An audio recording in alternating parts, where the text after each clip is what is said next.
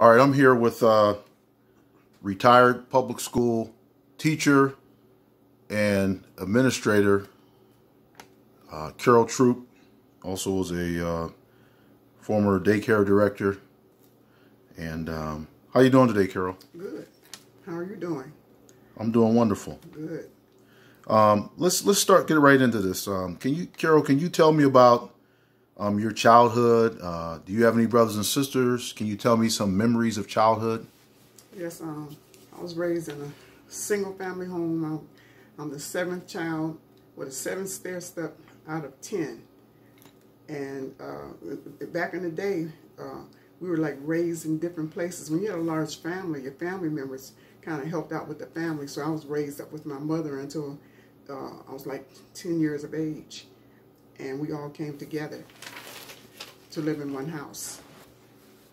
Do you have any good memories of the times when you grew up? Like, what were some things that kids did back then for fun? Like, first of all, my main memories was in the church because my grandfather, Elder Howard Dunbar, started a church, and his wife, Rachel Dunbar, and my mother played the piano, so we all had to go to church on a regular basis, sometimes 3 times a day. So we had a lot of good memories there, foundational memories. And back in the day, we did a lot of outside activities, like, you know, it was a lot of children in the neighborhood. So we played tag, hide and go seek. A lot of games were a lot of kickball, you know, football. So we played together. Okay, so a lot of outside interaction and stuff like that. Right. Okay. Were you raised with your mother or father or both parents? Or? I was raised with my mother, Odessa Meredith, like I said before, and I have some memories of my father, the late Daniel Meredith, but my mother really raised us. Okay, and you said there was how many of you? It was 10, and I was the 7th child out of 10. Okay. What do you remember the most about, so since we're talking about your mother, what do you remember most about your mother, and what are some things that she instilled in you and your brothers and sisters that still stick with you today? I remember that her being a very strong woman. She had all of us, and she always worked. We were poor and we didn't know it, so she always worked, and she always made provisions for us to make sure we had the basics. And she always kept us involved in, like, the church. That's when the community center is really big, and a lot of positive family engagements. So she kept us surrounded by positive things. Okay. Carol, going into your teenage years, I noticed that you were a teenage mother. What was difficult about that growing up in the time that you grew up? What was difficult about being a teenage mother during that time? So back in the day, it was like a stigma on that.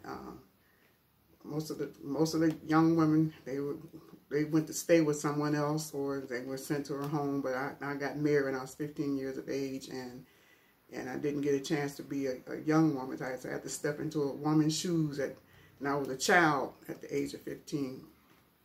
Okay. Do you have any advice for young mothers? Because teenage pregnancy still happens today.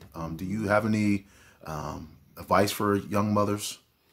Young mothers, I would say to you, need to listen to your parents, the advice that they're telling you about, you know, just being involved with someone, and the decisions you make can affect your future. You know, what you do with your life and you might achieve whatever you're trying to do with it. Sometimes it will delay it. So you need to listen to the advice, the positive advice that your parents are giving you, you know, about your future. Mm-hmm. And Carol, I noticed that you have, you had some children yourself. How many children did you have yourself? I had 6 children. Were they boys, girls? What did you have? I had 2 daughters and 4 sons. Okay. What are some things that you tried to instill in your own children? Well, I tried to, as a young mother, you know, I thank God for the support I had. My mother, and I was surrounded by people in the church that helped me. But I used some of the things that she used, you know, trying to tell them, you know, kept them in church, kept them around positive, you know, activities, and tried to encourage them that they can be somebody no matter what, you know, what their background is. Don't let yourself be boxed in because of where you came from. Mm-hmm. Do you think church was a big factor in your mothering, like trying to did it have a big impact in your children's lives, church? I think it did. It was a foundational thing because it showed them that you know, right from wrong, and it gave them, you know, different teachings on how to live right, because there's a consequence to everything that you do. And what about education in your home? Was that something you stressed to your children? Education. Right. Education is big. That's something that came down from my mother. She really stressed education and or getting a skill to be able to take care of yourself and make an honest living. She really stressed education. Okay. Is that something you stress with your kids too? The importance of education. I always been around educational things, and I always kept my children and my whole family was around education. We really believe in education, and so that's something they were always exposed to. Not only me, but I kept them exposed to people that were involved in educational engagements. Okay. So you became a teenage mother, and you took full responsibility with your children and your family. So that kind of delayed. I know you had hopes of going to college, you know, right out of high school, things like that. But because you became a mother at an early age, that kind of delayed that, like you said. But then you did end up going back to college. How old were you when you went back to college? I'd say, well, I first started working at a daycare. And we had to take classes for certification to be a daycare teacher. And I think I was maybe like 30 years of age. And then I took those credits and put them towards a 4-year degree. So I was like 35 when I went full time at Ville-Memorial College, you know, and I pursued my teaching degree, which led to my principal certification. Okay, so you went back to college after being a mother. And already having a family, you decided to keep your hopes and goals alive. Right. What made you do that? I mean, you could have just said, "Hey, I'm a mother already. I'm working at the daycare. I already have a life. I got a house. I got this." But what made you want more than that? Because I always had a desire to go to school, and I always liked to learn. I like to read. I like to learn, and I always wanted to better myself, just move forward. And I knew it would take education to do that. Okay. So you what made you want to be a teacher? So I know you became a public school teacher in the inner city schools. What made you want to be a teacher? You know, I was always around teaching in the church. I was around great teachers, and I've learned from my cousin James Meredith that even back to slavery times, the Meredith family, we were like teachers over the plantation. So that was just something inside me that was stirred up when I went in church and around different events where people were teaching. So I always wanted to teach. So during your teaching career, you taught in the inner city public school system, which you know can be tough at times. You know, all educational environments have their challenges. We know and we read about some of the challenges that children from inner city schools, inner city environments, they come to school with certain challenges and things that we have to deal with. You taught in the school district that you were in. You taught in one of the tougher elementary schools, middle schools that the city had, and you know, many teachers move away from, you know, they get and you have the possibility of leaving those schools if you want to and going to other places. You decided to stay in that same public school in that environment. What made you stay there? Why didn't you go for an easier environment or something like that? Like you said, a lot of principals did approach me about switching schools, but I stayed there because, first of all, at this particular school, most of the majority of the children were minorities, and I was only minority teacher there. I looked like them, and plus I identified to what they came from. A lot of their backgrounds was just like mine. They're from a single family home. And I felt like I could try to, you know, share with them what I went through and tell them that they can make it, make sure that they understood that they don't have to be boxing again because of where they came from. And, you know, and a lot of those same students have came back and said, "Miss Troop, I'm so glad that you were in that place to tell me that I can go to school, I can get a skill, I can do this."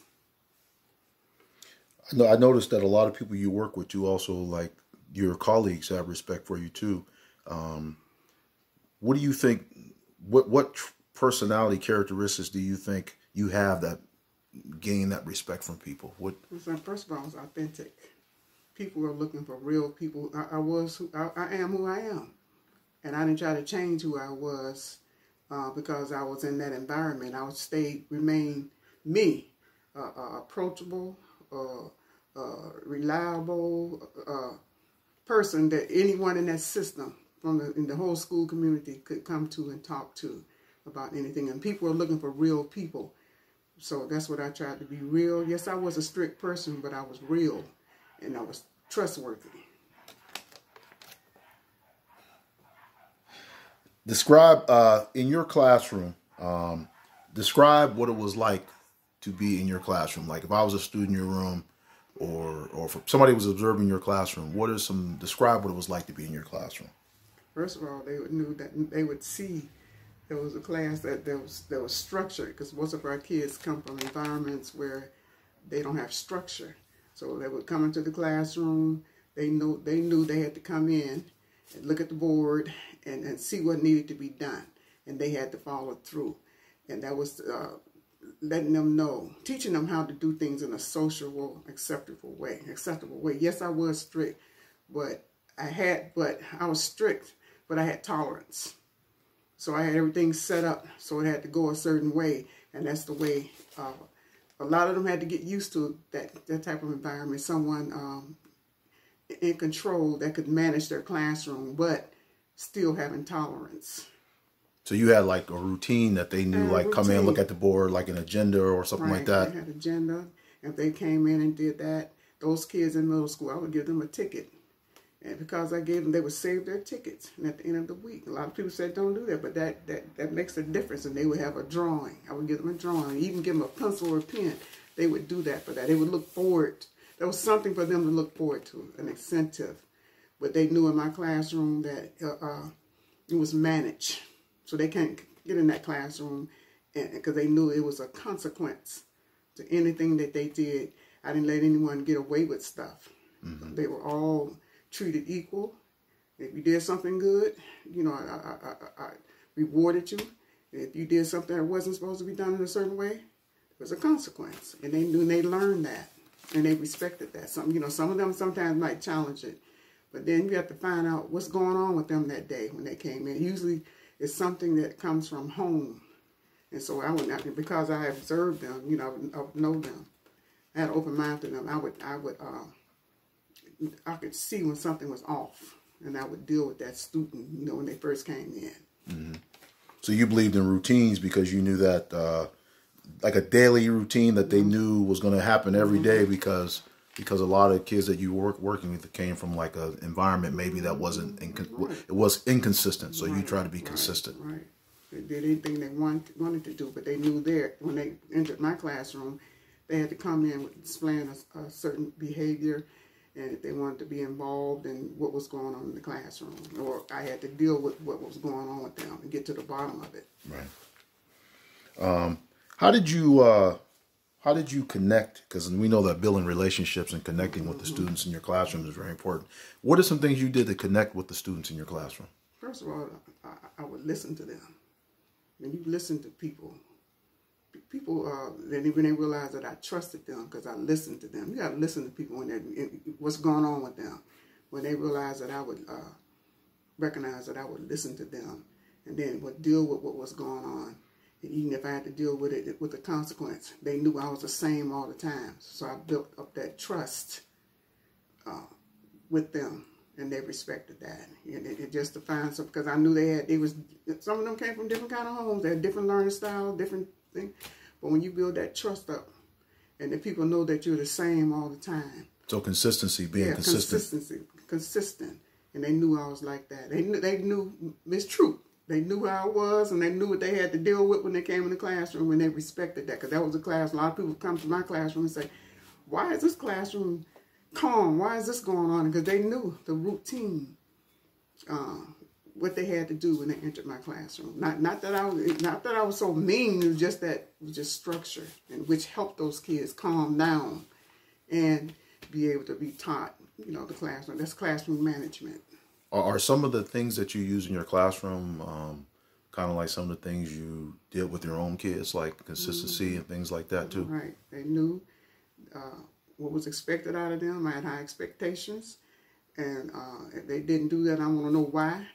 And then we're gonna talk about what I'm gonna listen to what's going on. We're gonna talk about what's going on and help you to move forward. Whatever situation that you were faced with that caused you to have that, you know, what was going on at that time. So you had in your own family with your own children, you had sons who were athletes. And what did you know, sometimes as athletes we can put all of our eggs in one basket and like only care about the sports. And I'm sure you helped your sons to keep that in perspective, like the academics, the sports. You know, what if sports didn't work out? So how did you keep your sons on the right track with that? Well, I always try to keep them involved in positive things. Sports is one of the things that they like to do, but of course they knew their grades had to be up because they knew they didn't have a choice. They were going to school anyways. So sports was just like something, like an incentive.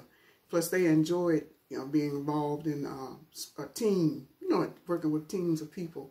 And they had good coaches that work with them. And I work along with the coaches also as I dealt with them going through those years of being on a football team. Okay. What would you say were some positives and negatives of the teaching profession? Can you give me like one or two positives, maybe something that you felt was a negative or a drawback to the teaching profession? I felt that because the school I worked with, I was being the only minority teacher. They needed to see more teachers that looked like them. And sometimes as a minority, we have different learning styles. So people need to be sensitive to that. And then people, whoever's coming in, needs to take classes and being sensitive to that kind of stuff. Just because I do something that's not like what you do, does not mean that it's wrong. So that's a negative. I might do something that's just different. It's just in your society, you know, it's not wrong, but I might not do it like you. But to you is wrong.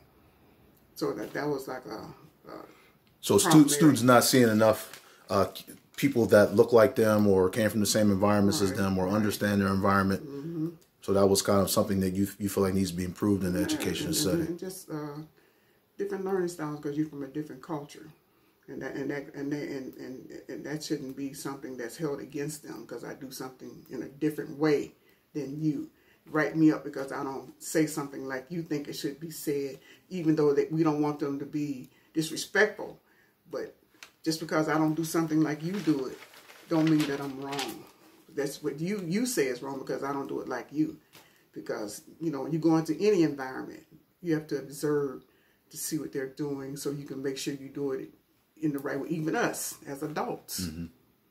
What about positives of the teaching? What was some things you look at and say, man, that was really great about the education profession?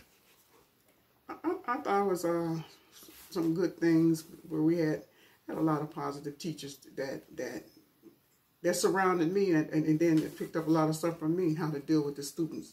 So that was like positive. Some people didn't know how to deal with it, but some of them gravitated toward me and would come ask me different things about the children. We would sit down and talk. We was able to sit down and communicate.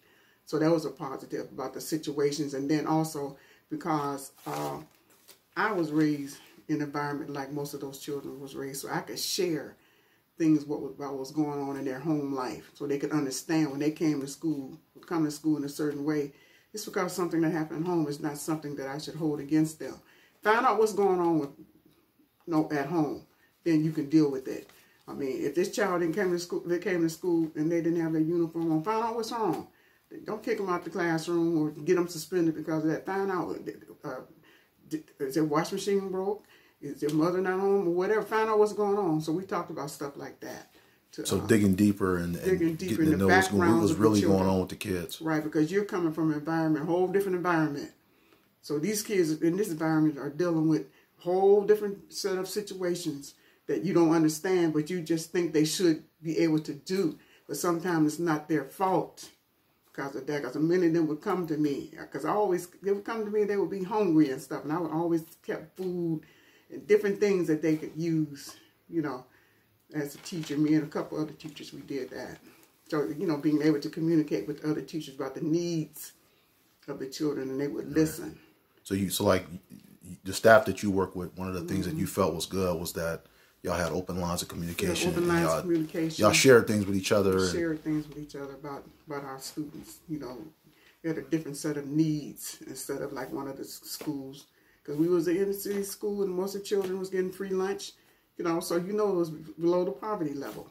They didn't have pencils. They didn't have this. They didn't have that. I can't write that child up because they don't have a pencil. That's why I kept pencil. That was one of my incentives.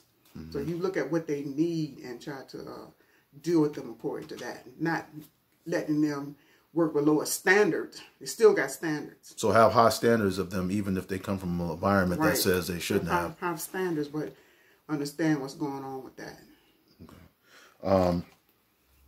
So for a person that's coming into teaching, like brand new, so you would say to them, like, collaborate with their staff and make sure they get to know the people around them and talk to each other about, you know, strategies, success strategies in their own classrooms. Right. They need to know, even before you go into the classroom, you in this inner city school, you need to know who you're dealing with. You need to talk with the teachers that's been there, or and have an open mind to listen. Yes, again, you have standards, but you need to listen to the backgrounds of these children that are coming here. They have a different set of needs that's not like yours. They have different learning styles. They come from a different culture. So because where I work was by the International Institute, so we have different cultures coming. I had to have an open mind myself, because they came in with different learning style and different things that they did, and that you had to, you know, they're not being disrespectful. They're just their culture. Right. So we're coming to the end here, and your story is a inspiring story because you were a teenage mother at an early age, and during a time like when that wasn't really like celebrated, and you had your family and you know in the government housing, things like that, and you know. Glad that those things are available to help you and your family, but you were able to keep your dreams alive, and you became a teacher, administrator. You were able to become a homeowner.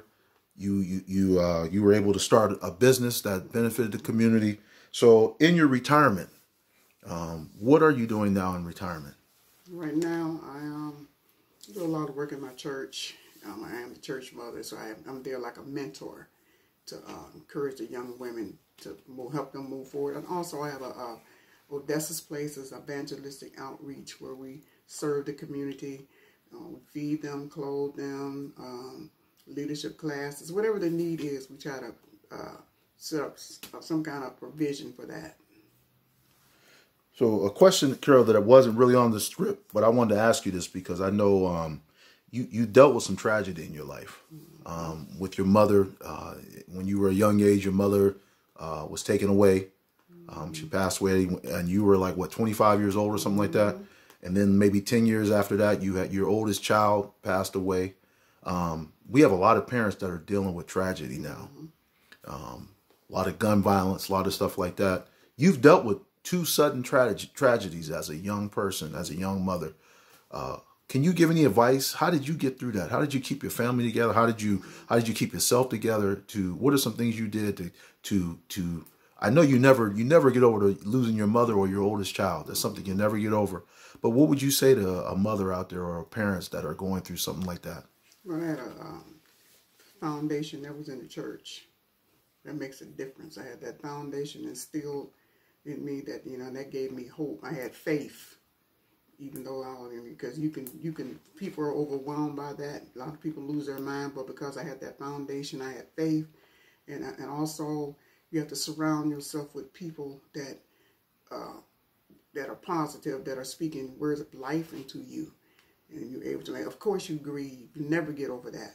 But you have to have, like I said, faith. The main thing is the foundation, and you have to find that for yourself. Some people can say that to you, but you have to have that for your own faith. Have faith for yourself, and that's how you're able to stand. Because you can, You can look to a lot of sources to fill that void, but faith will fill that void and will help you to stand no matter what. And you will, no matter what, you still grieving as a process, and people grieve in different ways. But still, you have faith, you're able to stand. But you got to believe yourself. People can say that to you, but I had to believe myself and stand on the word. So any ending thoughts or advice for young mothers or teachers? For young advice for teachers or young mothers or mothers in general, or teachers who are going into the profession? Do you want to end with some thoughts for those people? I always say, always have an open mind and understand that no matter where you came from, you can make it. I don't care if you're from the projects, from middle class or whatever. You have to have an open mind and realize that you can make it, and you want to, you have to, when you pursue your goals, you want to have attainable goals, but you want to watch what decisions you make while you're pursuing that, because you're going to be faced with things that can throw you off, get you off focus. Just like when I had, my first child and stuff, but you have to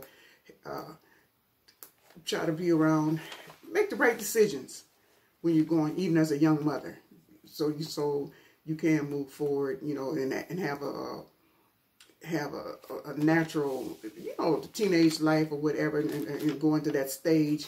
But if it does happen, just surround yourself with the right people that can help you get a support system, because you don't have to let that problem box you in because you can't make it. So they can still be successful even with that. Successful, right? Even as a young teacher, you have to have an open mind and be around different kinds of people. And you need to, first of all, you need to listen to people. When you come in as a young person, sometimes you think, well, I'm young, I know all this stuff.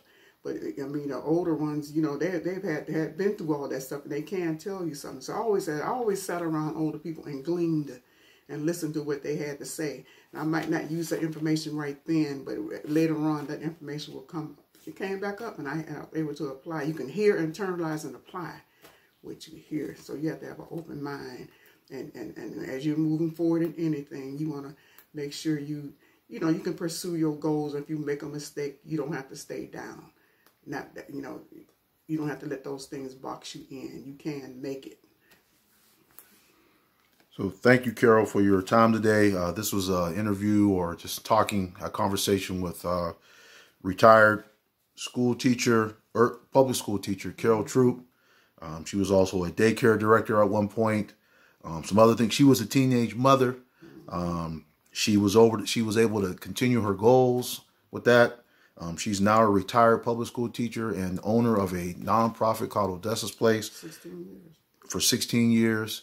And she wants you to know, we thank you for your time, Carol. And as she said, we want you to know that you can still make it despite whatever the circumstances happen to be in your life. Thank you for your time. Thanks, Carol. You're welcome.